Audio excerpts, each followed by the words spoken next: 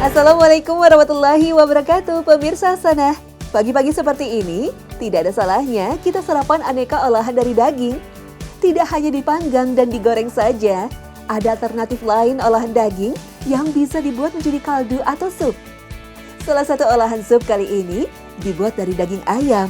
Daging ayam banyak mengandung gizi dan protein yang bermanfaat untuk pembentukan tulang dan memperkuat jaringan tubuh. Daging ayam pun salah satu menu kesukaan Rasulullah. Abu Musa al-Asy'ari meriwayatkan, "Aku pernah melihat Rasulullah memakan daging ayam." Hadis riwayat Bukhari. Salah satu olahan turunan dari ayam adalah kaldu.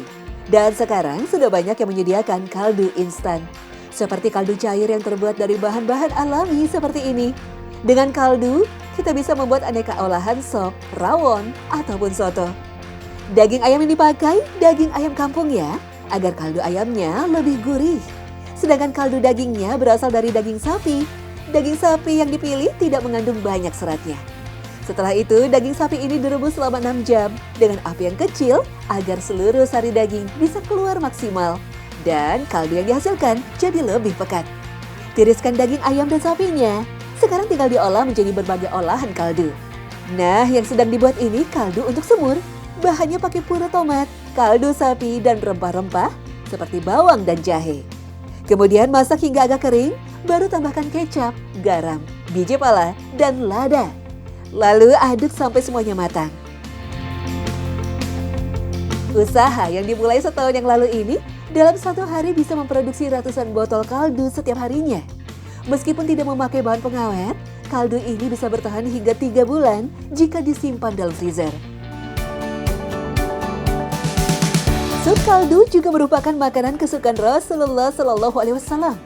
Hidangan ini disebut dengan nama torit, sejenis sup kaldu daging dengan tambahan isian kacang atau himis dalam bahasa Arab.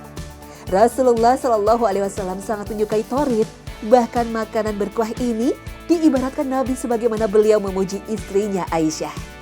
Anas bin Malik radhiyallahu anhu meriwayatkan bahwa Rasulullah SAW bersabda, "Keutamaan Aisyah dibanding perempuan-perempuan lain bagaikan keutamaan torit dibandingkan makanan-makanan lain."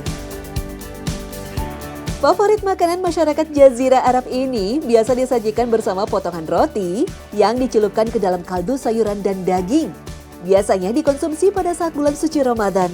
Salah satu mukjizat Rasulullah SAW adalah ketika hendak menyantap daging yang diracun oleh Yahudi.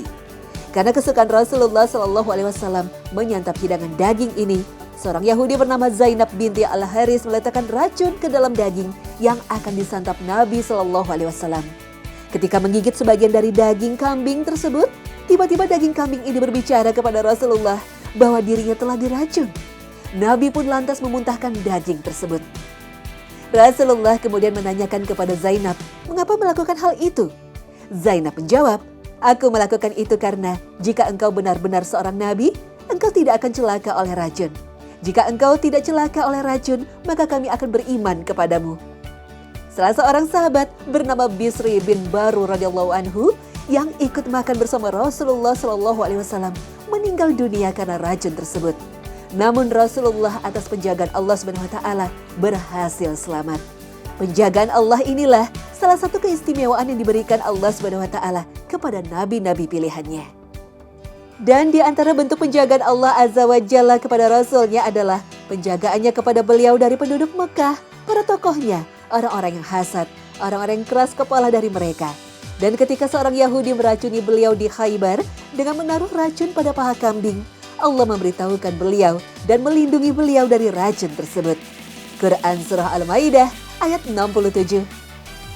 Meski telah diracun, Rasulullah sendiri tidak pernah merasa dendam kepada Zainab. Hal inilah yang menyebabkan Zainab masuk ke dalam Islam.